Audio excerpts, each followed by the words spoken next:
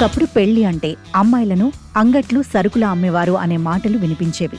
పెళ్లికి ఆడపిల్లలు దొరకడం కష్టమైపోయింది అనేవారు. కానీ ఇప్పుడు కథ మొత్తం రివర్స్ అయింది. ఉత్తర యూరప్లోని బాల్టిక్ దేశంలో పెళ్లి కాని మగాళ్లకు ఫుల్ డిమాండ్ ఏర్పడింది. ఈడు వచ్చినా తోడు లేకపోవడంతో అక్కడ మహిళలు అల్లాడిపోతున్నారు. దీంతో చేసేదేం లేక ఇంటి పనులు, ఇతర సాయం కోసం గంటలు, రోజుల లెక్కన భర్తలను అద్దెకు తెచ్చుకుంటున్నారు.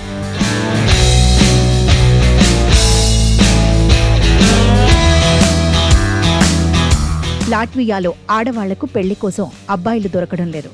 ఆ దేశంలో పురుషుల కంటే మహిళల జనాభా చాలా ఎక్కువ. అక్కడ మగవాళ్లతో పోలిస్తే ఆడవాళ్ల సంఖ్య 25.5% ఎక్కువ.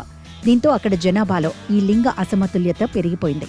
లాట్వియా దేశంలో ఆఫీసుల్లో, మార్కెట్లలో, రోజువారీ జీవితంలో ఎక్కడ చూసినా మహిళలే కనిపిస్తున్నారు. పెళ్లి వయసు వచ్చినా తోడు లేకపోవడంతో మహిళలు మానసికంగా, సామాజికంగా ఒంటరితనాన్ని ఎదుర్కొంటున్నారు.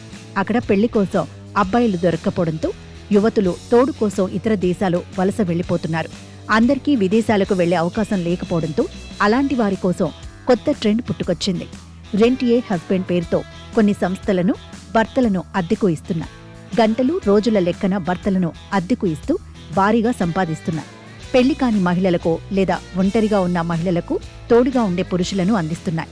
వీరు కేవలం భావోద్వేగ సహచరులే కాదు, ఇంటి పనులు, చిన్న చిన్న మరమ్మతులు, బయట పనులు, రోజువారీ అవసరాల్లో సహాయం చేసే హ్యాండీ హస్బెండ్స్ గా కూడా పనిచేస్తున్నారు. దీంతో భర్తలను అద్దెకు ఇచ్చే వ్యాపారం లాట్వియాలో లాభసాటి రంగంగా మారిపోయింది.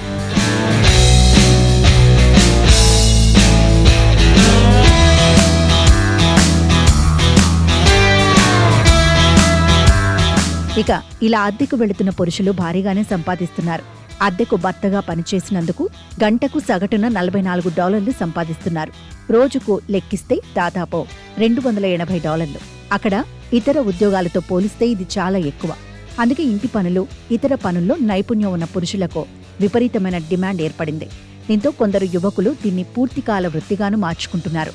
లాట్వియాలో ఈ పరిస్థితి తలెత్తడానికి కారణం అక్కడి జీవన శైలి, దురలవాట్లు అని నిపుణులు చెబుతున్నారు. లాట్వియాలో పురుషుల ఆయుష్ మహిళలతో పోలిస్తే చాలా తక్కువ. అక్కడి పురుషుల్లో దాదాపు 31% మంది ధూమపానం చేస్తారని గణాంకాలు చెబుతున్నాయి. అంతేకాదు, అధిక మద్యపానం, అస్వస్థతకర జీవన విధానం, ఊబకాయం వంటి సమస్యలు కూడా పురుషుల్లో ఎక్కువగా ఉన్నాయి.